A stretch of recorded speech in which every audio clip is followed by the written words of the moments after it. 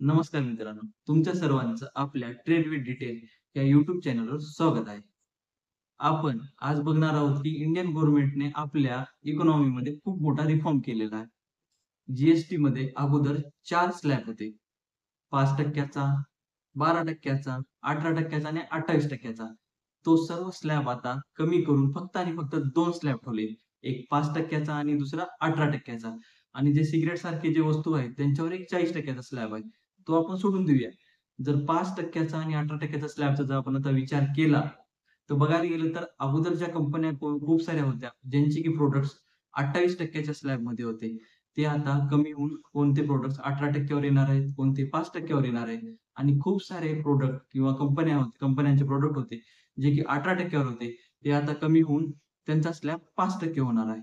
ह्यामुळं Indian stock मार्केटमधल्या कंपन्यांना तर फायदा होणारच आहे. पण तसंच आपले जे सामान्य नागरिक आहेत त्यांना सुद्धा नक्की फायदा होणार आहे. कारण की ॲग्रीकल्चरच्या रिलेटेड असलेले फर्टिलायझर स्टॉक्स होते. त्यांचे जे प्रॉडक्ट्स होते, त्यांच्या प्रॉडक्ट्सवर अगोदर 12% जी होती. ती आता कमी होऊन 5% वर येणार आहे. जसं की शैक्षणिक साहित्य होते. शैक्षणिक साहित्यावर सुद्धा अगोदर जी होती. ती आता कमी करून कंप्लीटली झिरो केलेली आहे. लाईफ इन्शुरन्स सारखा सेक्टर होता, जिथं अगोदर 18% जी होती. ती सुद्धा आता कमी करून झिरो केलेली आहे. हा खूप मोठा बदल इंडियन गव्हर्नमेंटने केलेला आहे.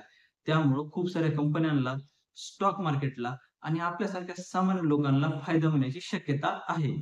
तर चला आपण आता बघूया, की नेमकं कोणत्या सेक्टरसाठी अगोदर जी किती होती आणि आता किती झाली आहे. तर आपण जर बघायला गेलं, हेअर ऑइल, शॅम्पू, टूथपेस्ट हे जे आपल्या जे डेली लाईफमधल्या वस्तू आहेत ना, त्यांच्यावर अगोदर 18% जी होती. ती आता 5% झालेली आहे. जो आपण हे सर्व वस्तू वापरतो, त्या सेक्टरला काय म्हणतात तर एफ-एम-सी-जी सेक्टर म्हणतात. एफ-एम-सी-जी सेक्टरमध्ये कोणकोणते स्टॉक येतात? एच-यू-एल येतो, नेस्ले येतो, डी-मार्ट येतो, ब्रिटानिया येतो, विशाल मेगा मार्ट, टाटा कन्झ्युमर येतो. ह्यासारखे स्टॉक्स येतात. ह्या सर्व स्टॉक्सला फायदा होण्याची शक्यता आहे. आणि ह्याच्यापेक्षा जास्त जो ह्यांचे प्रॉडक्ट्स वापरतो, ते आपल्यासारख्या सामान्य नागरिकांना सुद्धा फायदा होण्याची शक्यता आहे. त्यानंतर डेअरी प्रॉडक्ट्स होते. डेअरी प्रॉडक्ट्सवर सुद्धा 12% जी होती. आता 12% वरून 5% वर आणलेली आहे. हा सुद्धा खूप मोठा रिफॉर्म आहे आणि हा खूप मोठा बदल आहे जी त्यामुळं प्राइजेसवर खूप इम्पॅक्ट पडतो आणि कस्टमर सुद्धा वाढतात. जसं की डेअरी प्रॉडक्ट्स मध्ये कोणकोणत्या कंपन्या येतात, तर Hatsun Agro, Parag Milk, Dodla Dairy, Heritage Foods ह्यासारख्या कंपन्या डेअरी प्रॉडक्ट्समध्ये येतात. ज्यांचे की अगोदर 12% जी होती, त्यांची आता 5% वर आलेले आहेत. तसंच लाईफ इन्शुरन्स. लाईफ इन्शुरन्स आपल्यासारख्या खूप साऱ्या सामान्य लोकांना कधी ना कधी घेतलेलं असतं. त्यांना अगोदर 18% जी होती. 18% वरून आता त्याची जी-एस-टी झिरो झालेली आहे. लाईफ इन्शुरन्स सेक्टरमधल्या कोणत्या कंपन्या असतात? कोणत्या कंपन्या येतात? तर एल-आय-सी जे की आपल्या सर्वांना बऱ्यापैकी माहीतच असेल. SBI Life Insurance, HDFC Life Insurance, general insurance, ICICI Pru Life, Medi Assist Healthcare Services यासारख्या कंपन्या आहेत. त्यांच्या ग्राहकांना आणि त्या कंपन्यांना फायदा होण्याची शक्यता आहे. आणि जसं की दुसरे जे आयटम होते, जसं की एज्युकेशनल आयटम होते, त्यांच्यावरची जी आता सरळ-सरळ झिरो केलेली आहे गव्हर्नमेंटनं. ट्रॅक्टर असतील, टायर्स असतील आणि त्याचे पार्ट्स असतील, त्याच्यावर अगोदर 18% जी होती.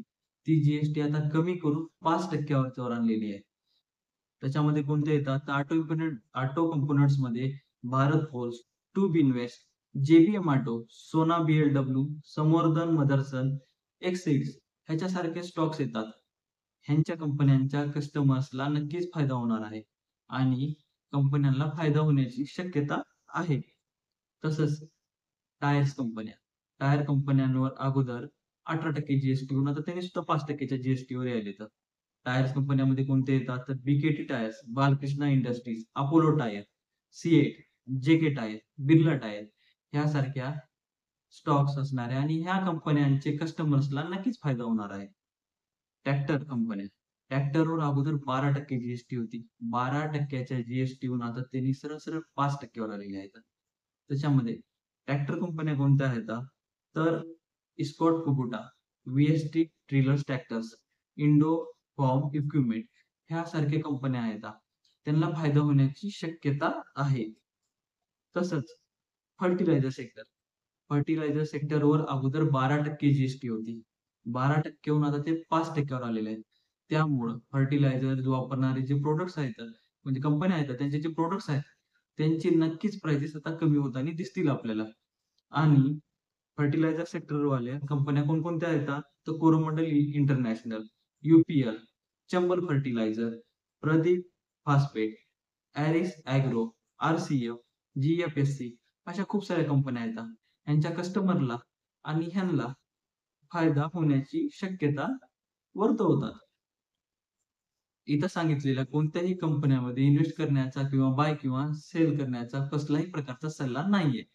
ते तुम्ही तुमच्या इन्व्हेस्टमेंट ॲडवायझरला विचारून इन्व्हेस्टमेंट बाय किंवा सेल करू शकता. आमची कसल्याच प्रकारची बाय किंवा सेलची तुम्हाला रिकमेंडेशन नाहीये. व्हिडिओ जर आवडला असेल तर नक्कीच लाईक करा, शेअर करा आणि सबस्क्राईब करा. धन्यवाद.